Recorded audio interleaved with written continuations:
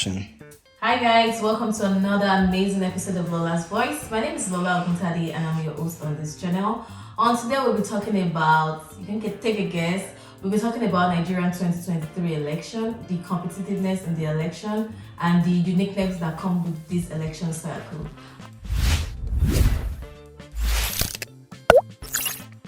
On this channel today, I have a guest with me. His name is Mahmoud Mustafa. Thank you for joining me on Lola's Voice today. Mahmoud is a tech entrepreneur, impact catalyst, innovation leader, and advisor who has served as delegate to the United Nations Economic and Social Council Youth Forum, the International Young Leader Assembly, and World Youth Alliance. And I was going to do this topic on my own, and Mahmoud said he's in town, and I was like, you know what, join me. I know you can do justice to this topic with me. And thank you for riding with us. Thank you, Mahmoud, for agreeing to sit with me on Lola's Voice. It's a pleasure that I always have this opportunity to connect and give a voice, especially on a platform like yours, which is Lola Voice. And I hope that the insight we share today will shape the future of the democracy and politics across the African continent. Thank you.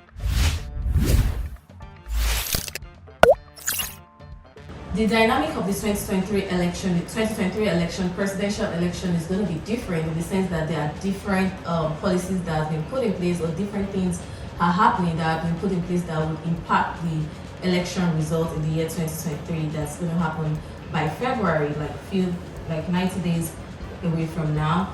We have 7.2 million new voters that are registered to vote in Nigeria, and they are between the age of 18 to 35. 7.2 million people have added to our to our voting cycle. There's a new monetary policy in place that has reduced how much cash an individual can cash from the bank.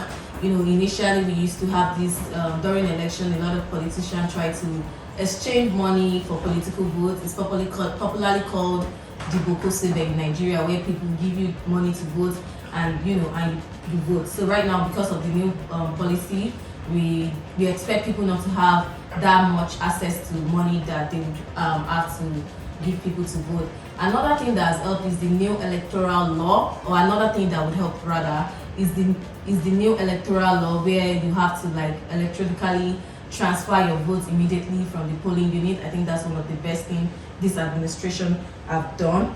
And we've seen how this law assisted the election in Osun State and in Ondo or Ekiti, or Osun State and Ekiti State. We saw the result of the election, and even when opposition parties were reviewing the reason why they lost, I saw the board myself. I don't know if it's somewhere online. We'll put it on the video. They made mention of the new electoral law as part of the reason why they didn't win the election around that time. Now it's 2023. A lot of people are more politically inclined. They are more interested in what's going on. People are having the conversation. Young people, everybody's putting themselves on board and trying to have the conversation about the 2023 election. And the conversation has been opening, especially with new candidates that are joining, new platforms. We're seeing a lot of new young political activists, political analysts, and I'm hoping they would have an impact on the 2023 election as well.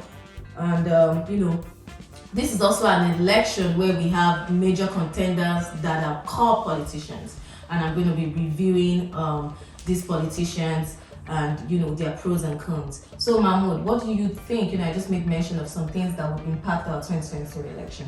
What do you think, or what are some things that probably I didn't mention or I've mentioned that you'd like to expatiate on what will impact the 2023 election and how this has affected our democracy, from the election we had in 2015, 2019, and now 2023. How time flies, Yeah, thank you for your question. One of the things that have truly transformed what is about to happen in Nigeria is technology.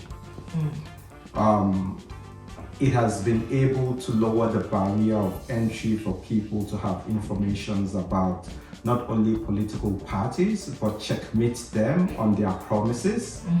Because over the course of time, as technology and digital penetration continue to increase across Nigeria, which happens to be the most populous nation across the African continent, people are able to go back in history, accessing information that have been shared across digital platforms and checkmating politicians that have promised them heaven on earth before now. And also, it has also given rooms for people to share their ideas and ideologies about politics and politicians and the people they want to see in leadership. And the followership they possess continue to inform other people. And so the waves of information is one of the key things that is about to change the dynamics of the outcomes of the elections that we're about to have. And furthermore, because this technology has also influenced the hardware and infrastructures that helps galvanize and also process electoral processes across the African continent, especially Nigeria. In a case study, you understand that the challenges that have bedeviled the democratic processes right now is no more existent.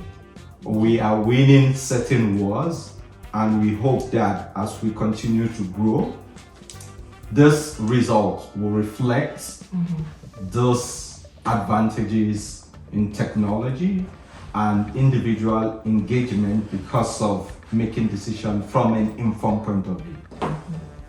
Thank you very much for that addition. So, in summary, you're saying technology is going to play a huge role in the election we're going to be having, just because people have access to more information. People have, people can go review, like, I'm just going to use an example, like the current administration, everything they promised us, like there's a digital footprint to say, you know what, this is your scorecard, this is what you said you were going to do in 2015, this is what you said you were going to do in 2019, and this is 2023.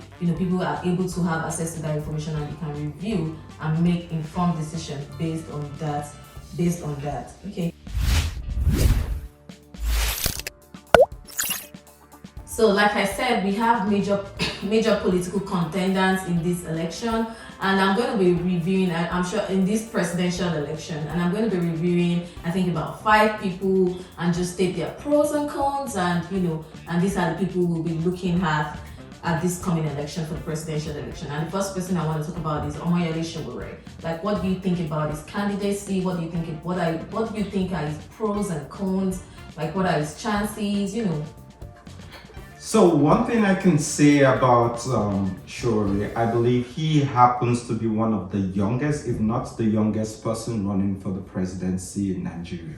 I know we do have other small political parties which also have presidential candidates that might not be on mainstream, but I think the youngest person on mainstream right now is Sowore. One of the cool thing about it is he's setting precedence to what is to come. He's showing that politics not only has nothing to do with age, it's also showcasing that there is tendency, if in the past, in military regimes, if we have had leaders running Nigeria at the age of 27 or being in leadership to the age of 35 and more, why not someone in the civilian role under democracy should also run it? Then also, when you see his ideologies, his concept of mind, he's doing it from a global perspective. He's well-traveled, he's seen the world, he's been in a place of information, he's very informed, and also basically he has been part of the political processes and the challenges on the ground in Nigeria since time immemorial. And that being said, that's true. He truly have an experience to what it is to be in a political space.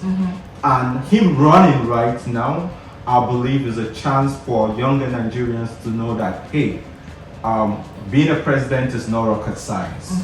Being a president is something that should be a civil right of every young person within a nation.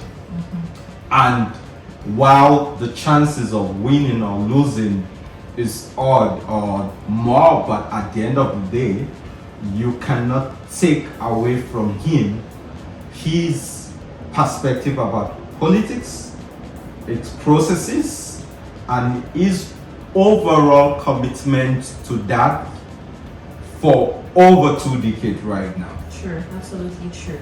I want to talk about his political appeal. Like, a lot of people think, oh, you did well with Sahara. Why don't you continue in that light? Why don't you get what I'm saying? Like, he's not getting the I think he's not getting the acceptance he wants, or maybe the people are not just, they are not gravitating towards him or his political ideology or something. Do you think Nigeria is ready for that at the moment, or is there anything missing? So the funny situation that comes with this is actually very simple. Nigerian population, we have the highest number of women, right? And if you'd say, oh, we are done with the elderly, right? We want to see this change, then by default, we should have seen them clamoring for a younger person, someone as sure, because as I've just said, he has paid his dues in the processes, right? But at the end, leadership taken from the wisdom of the elderly and merging it with the strength of we younger people. And while the democratic processes across Nigeria has continued to grow, this is the phase in which the larger populations of Nigeria, which happens to be the youth, have gotten this awoken concept of what politics really is. So before now, I can say there were challenges with people understanding how it works and how it's literally who it's involved and how to get involved. Shawari has spent a good time of himself doing that, but right now it's time for those people to also start learning that, okay, if this is what we want, that we want to see, right? We need to start showing that solidarity in a movement as such. Ideally, with what Sowore have done, he should be in a position, even if he's a technocrat in Nigeria, for Nigerians to experience his leadership skills. But as you said, he's built a media company that have been one of the forefront of giving information to millions of people across the world, especially showcasing some of the things across the African continent and Nigeria precisely. So he has already built that. It's something millions of people use today. Get educated upon processes, not only election, businesses, technology, and more. So at the end of the day, our youths, I believe, from my opinion, are yet to give him this cult-like following because they are still understanding or learning what it is to support their own. Okay. Thank you very much for that. Another candidate I'm going to be talking about is Kwankwaso, the former governor of Kano State. He has been a minister before, he has been a senator before, and he has a lot of experience when it comes to leadership, when it comes to governance, and when it comes to policy. And one thing about Kwankwaso that I know was that when he was governor, he really, he's big on education. That's one thing I know about him. He ensured not everybody, but he sent a lot of people back to school, both for masters, for BSc. He was very much involved on the education aspect from the young age to the adult age. From the young age to the adult age, he was very much involved. So I think Kwankwaso is someone that is going to take our education, serious in Nigeria. And the pros.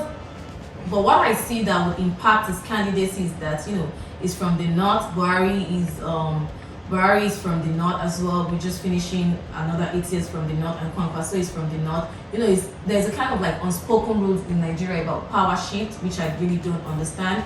but it's an unspoken rule, and that's how it has been, like power rotation. But now they're saying it's no longer time for the North.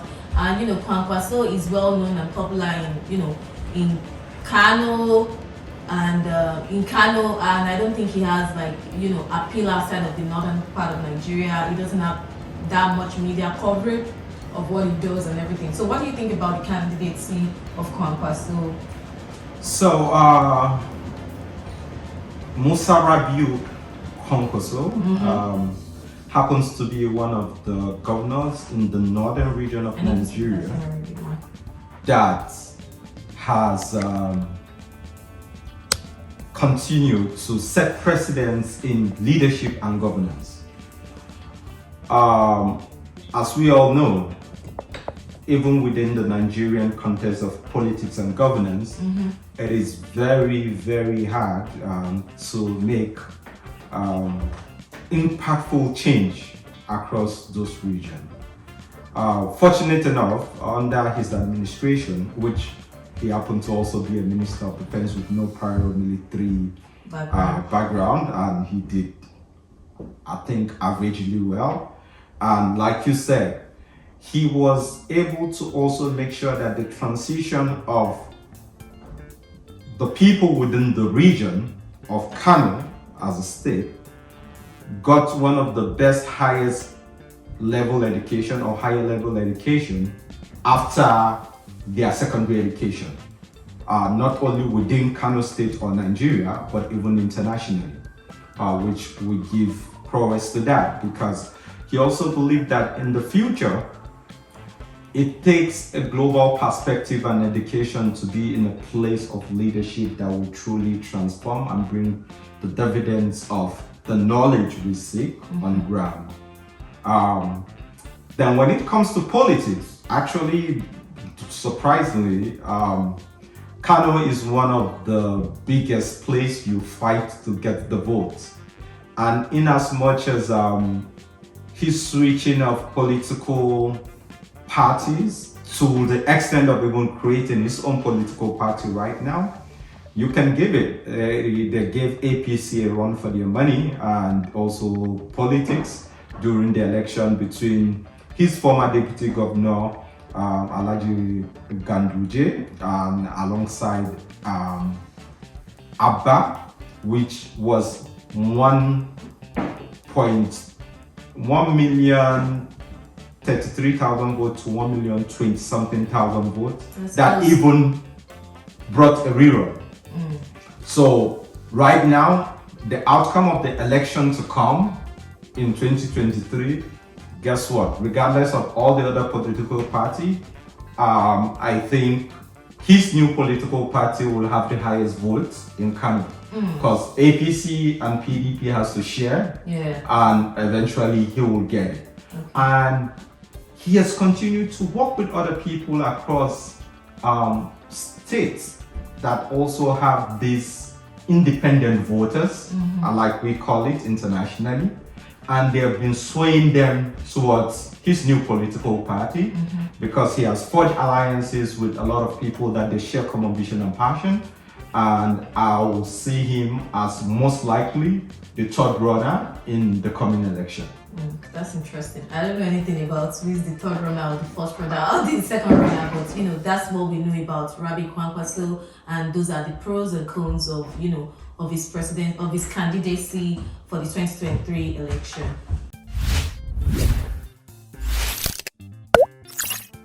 The next person we're going to be talking about is the former Vice President Atiku Abubakar.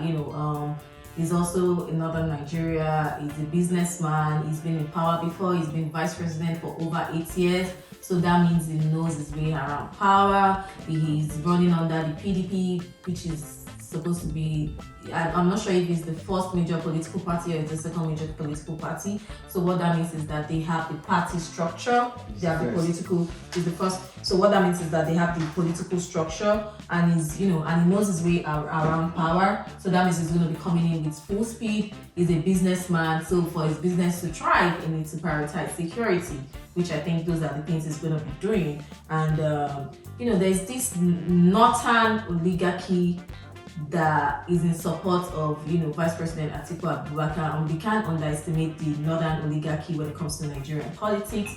It's a very tight political structure, and history has it that Atiku Abubakar inherited the Musa Yar'Adua followership in the northern part of Nigeria. Are you aware of that? Not really. Yeah. He has the money and the resources to run. He's been running for over 4 election cycle right at the moment. So what do you think about his candidacy? Is he appealing? He has lost over 3 major elections, and he still continues to run. What do you think about his candidacy, and what does he think he's going to come in to do differently than what he has done when he was vice president of Nigeria?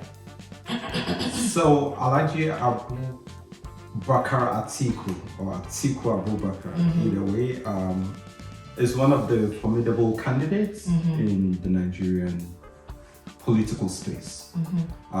He has had the opportunity to not only be a governor, from governorship was chosen to become the vice president under President Olusegun Obasanjo, who happens to be also a former military president and also a political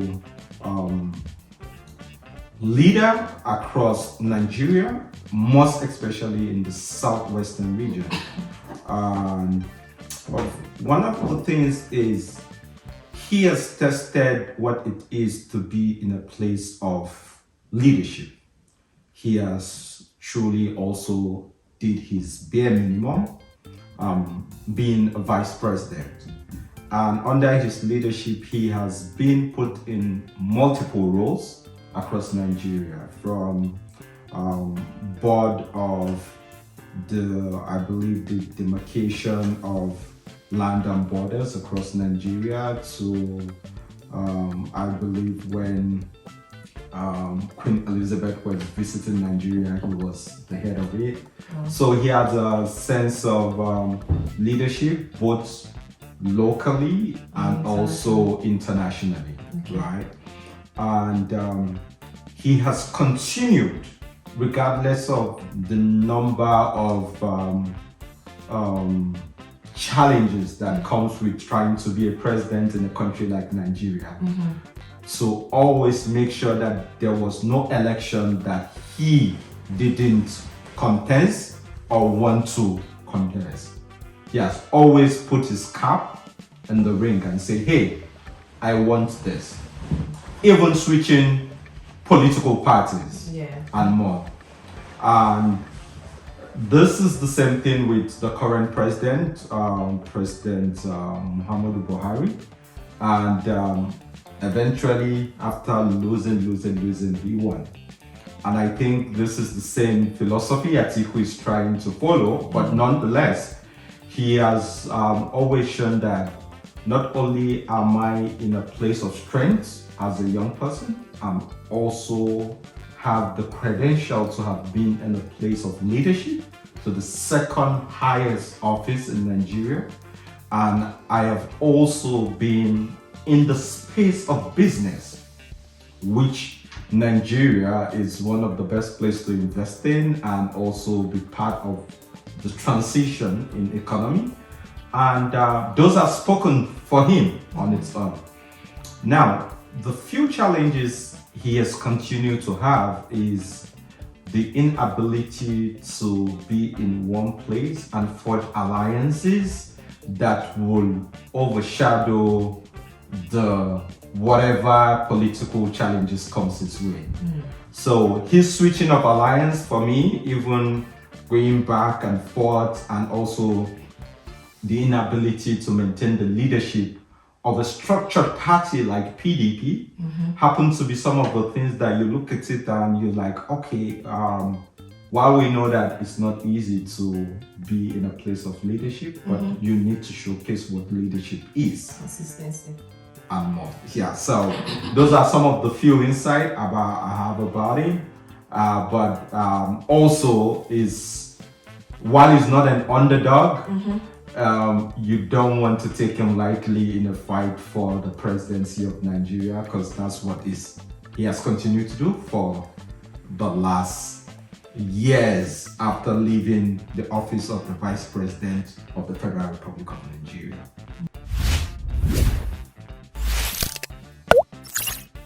So the next candidate we're going to be talking about is Peter Obi. That's the candidate they never saw coming. That's the candidate nobody saw him coming. Even though he contested, he was the former vice president of PDP in the last presidential election. And he was the running mate of Vice President Atiku Abubakar. And, he was in the PDP prior to joining Labour Party as at January of this year. It was when he lost the primary election at the PDP, then he moved to Labour Party. And ever since then, he has been gaining momentum. It's like Nigerian youth and Nigerian populists, have been waiting for him or waiting for someone like him just because they are tired of the status quo. They are tired of they've tried APC for 8 years, they've tried PDP for 8 years as well, and they haven't gotten any result per se. So Peter Obi is one candidate that they never saw coming, but he's here to stay. He's been gaining momentum on social media. It's been out there. People are clamoring for him. And what do you think about Peter Obi? Like, did you see him coming, or did you ever think that a third force is going to come? I don't like to use the word third force, but in reality, that's what it is. Like, did you ever see him coming, or did you think a third force is going to come and it's going to be this powerful? Because most of the time, we are almost conditioned to choose between the two major political parties in Nigeria. We are almost conditioned to choose between APC and PDP. But right now, there are options. You just have to look for which person align with your goals, with your objective, with your vision for the country, and what you hope to see. But I want to hear from you what you think about the candidate of Peter Obi, and at least is a force of hope. Like is a hope to a lot of things in Nigeria, like to a lot of people in Nigeria. So what do you think about this candidacy? So I'll start by saying the current movement towards the Labour Party is one of the things that is about to strengthen the democracy across Nigeria and Africa in general. For the first time, we have always been running election like a two-party system, in as much as there are a lot of, like 50 political parties in an election in a place called Nigeria. And Peter Obi happened to not only have been a governor in Nigeria, also a business person, and also a vice president candidate. Then also at a moment when he ran or wanted to run for the primary election under the People's Democratic Party, he foresaw the challenges ahead and defected to Labour Party, which they happily welcomed him because of how Nigeria have continued to yearn for a new dimension of politics and the political practices. So, and having the fact that he is the first candidate other than the First Republic from the eastern part of Nigeria that have come forward to fight this fight for not only the unity of Nigeria, the progress of Nigeria, and the opportunity to be in a place of leadership. He was able and is able, and he has continued to galvanize what we should have considered independent voters in Nigeria. So, electoral processes aren't as easy as people think. There are 3 or even more dynamics that comes with the electorates, right? There are people that conforms to an ideology, which I can say the younger people in Nigeria at this moment are like, we're tired of the old people, we're tired of the old system, and for now, we see a political messiah and the likes of Peter Obi, right? Then there are people that also come, cut across Nigeria, regardless of Hausa, Igbo, Yoruba, and say, for years, Nigeria have been ruled by Yoruba and Hausa, Yoruba and Hausa, Yoruba and Hausa. The Igbo and the eastern region of Nigeria haven't been given the opportunity. And even case in point, when Goodluck Jonathan came as a person that is from a minority tribe across the south region of Nigeria, we see how even a structured political system as PDP did not get to have him re-elected into office for the second time. Right? So now being a person that is considered to be from the southeastern Nigeria, he is able to also galvanize sympathy vote from people that believe like, why is it only the north and the south? Let's give somebody from the east to the opportunity, right? Then also he gets another vote from intellects. And a majority of Nigerian people, I believe, statistically I don't have it, so that we don't have to fact check. There are more younger Nigerians that are educated and yet to reap the dividends of being well educated, well traveled, to say this is my country, this is how I would love to see my country look like. So when you put all these people together, you have a fusion that become a cult-like following. And for a moment, in as much as the new political party doesn't have what it entails on a normal ground of how politics have been working so far, but they are ready to try to give a run and a new perspective of what politics should look like. And having a person like him leading the forefront of this fight has extremely boosted his chances and increased his followership. And these people have independently continued to do what political parties are supposed to be doing. Galvanizing voters, educating voters, registering voters, impacting communities, and showcasing what it is that you could experience if someone like this comes. Because they're doing it right now, not even from the coffers of a political system. They're doing it because Nigeria is wanting to understand that for us to reap the dividends of democracy, we need to invest in it. And a lot of his followers are investing in it every day, every time, and every moment. So that's the candidate we have to look out for in the in the next coming election. And with Peter Obi being in the game, it's just it's like there's going to be splitting of the vote basically, because normally PDP used to have like most of the south vote, the southeast, and all the southern part of Nigeria. PDP used to be that's the PDP stronghold. But looking at what is happening right now, the odd votes might go to Peter Obi. Like it's just an assumption. I don't have the fact and figure, but that's what is expected to happen. So that's why I still say that this election is very, very competitive. And okay, I'm not going to use the word uncertain. That's what we have about Peter Obi right now. So the next candidate I'm going to be talking about is the former governor of Lagos State, Asiwaju Bola Ahmed Tinubu, that is running under the political platform of the APC, All Progressive Congress.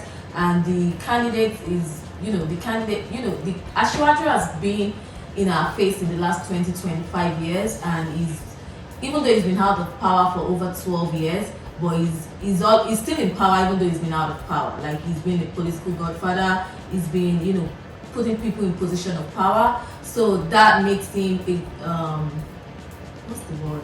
Sorry. That makes him a guarantor to many political leaders that we have today.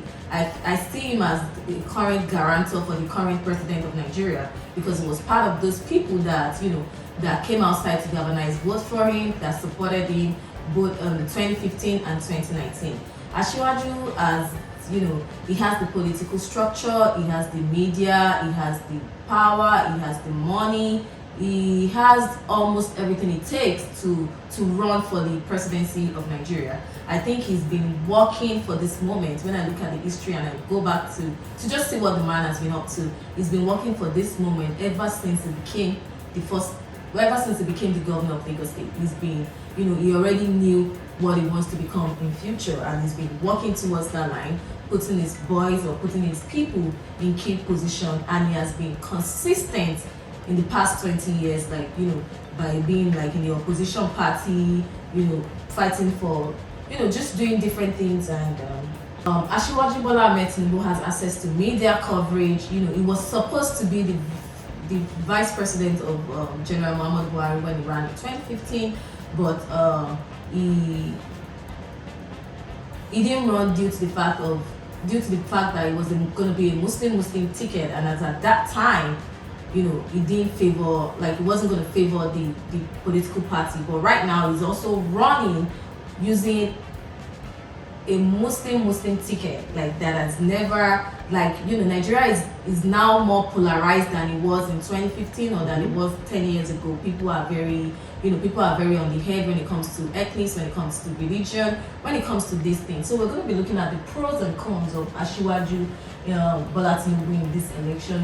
He's not an underdog in this election, but he's been working like he's an underdog and all these things. So what do you think about his candidacy? What do you think about APC in general? Because a political party, whether we like it or not, is a vehicle for politicians.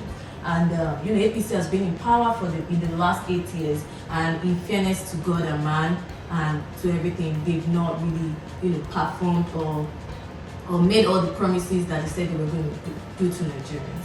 So they promised us change, but we didn't really see much of the change they talk about.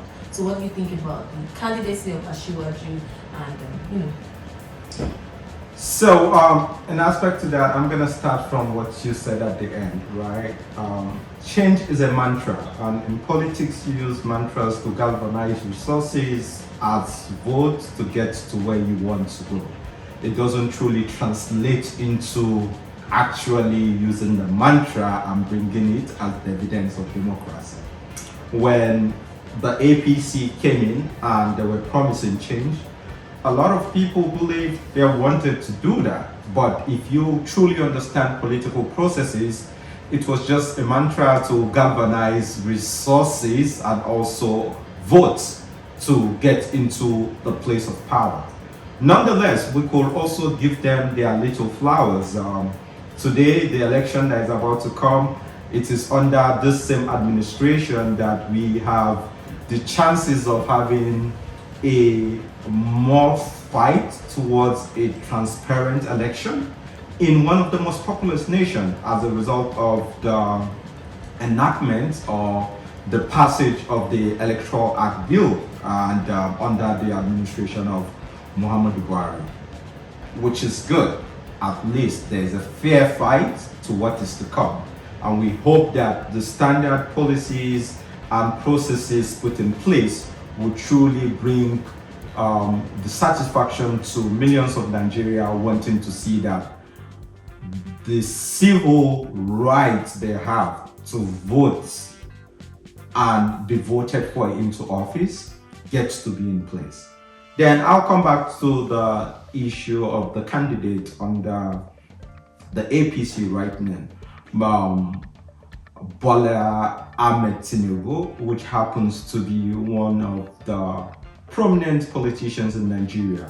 Over the years, as you know, he has built his career and dedicated time, energy, and resources to making sure that,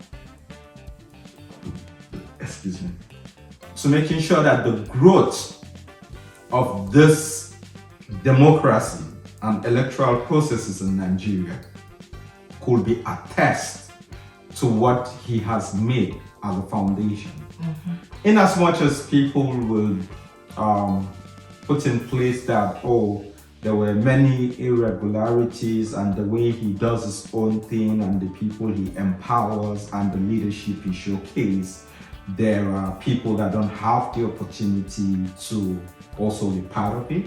But one thing you cannot think about or take it out of context for a person from him, he has shown he's a leader, right? Because not only was he able to forge alliances with other political parties to make sure that they win an election from a more structured and a leading political party in the Nigerian political space, but also he has continued to show that the people he has worked with and have continued to work with have gone forward to be technocrats in building the Nigeria that we all want. From the National Assembly to the ministerial appointments to certain executive offices in terms of agencies across Nigeria, he has people that have learned, worked, and be part of those processes. So, ideally, if you want to be a leader, you get to build also the people that you want to lead alongside with. And when he finally emerged as the political candidate of the All Progressive People's Congress, or All Progressive Congress, APC, it wasn't a free fight. It was a moment where you could see even everyone you think shouldn't have run for office, knowing a person like that is running, they literally ran, right? Yeah. While other people also said, hey, I think you are in a better position to be this leader. At least we could say that it was open, everybody was there. The president did not even endorse any candidate publicly, nor do we know privately.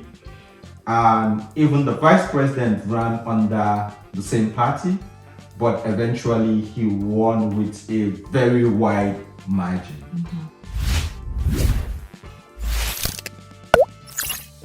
In summary, the 2023 election is going to be extremely competitive. The four major political candidates, or the five major political candidates, have done their assignment, they've done their work. There's the science and there's an art to politics. And I think all of them are, they've touched base with reality. So in order for you to win an election in Nigeria, there are some states where you have to have a high number of votes.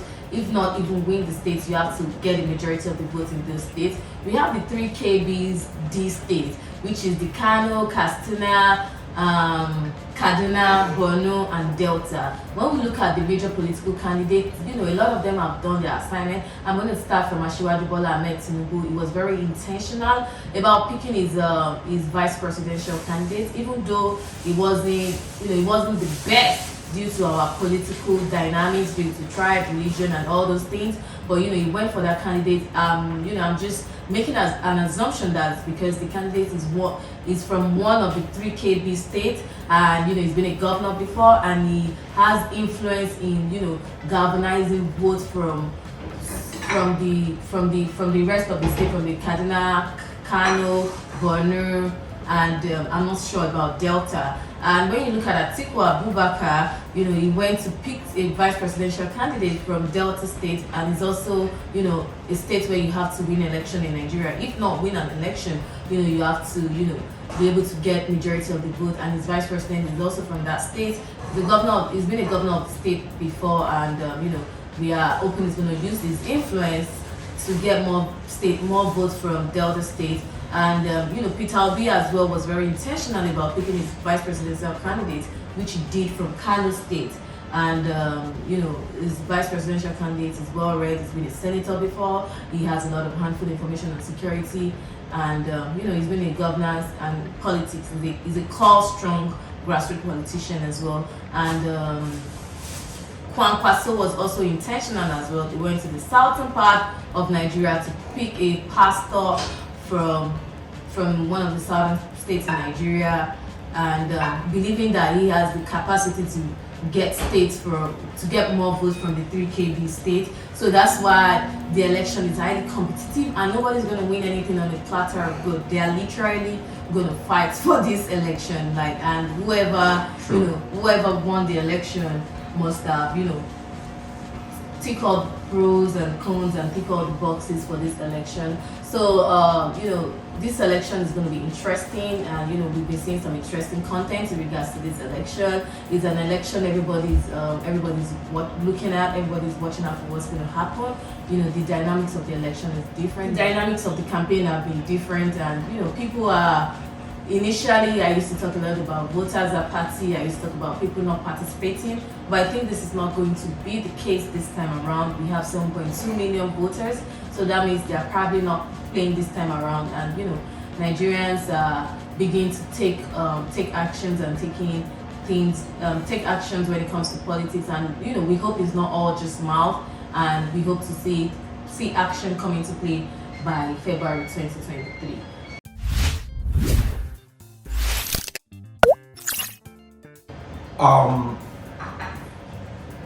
Thank you for the opportunity to be here and just share some insight into what's to come.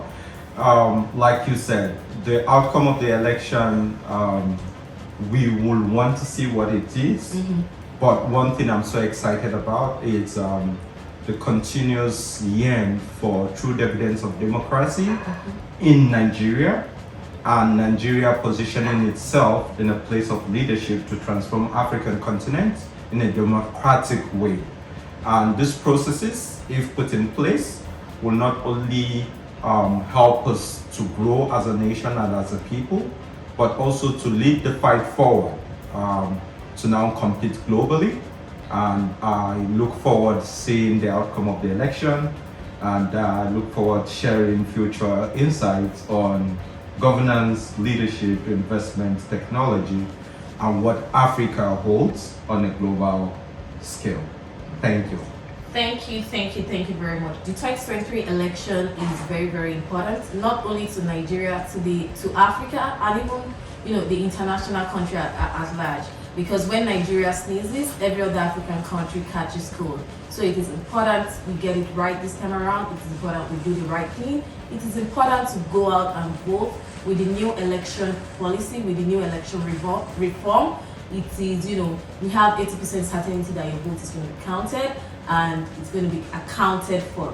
So, thank you very much for watching. If you're watching me for the very first time, you're welcome. And if you're back to watching me, my name is Lola and I'm the host of Lola's Voice. Thank you very much. If you like what we do, don't forget to like, subscribe, and share the video. Thank you.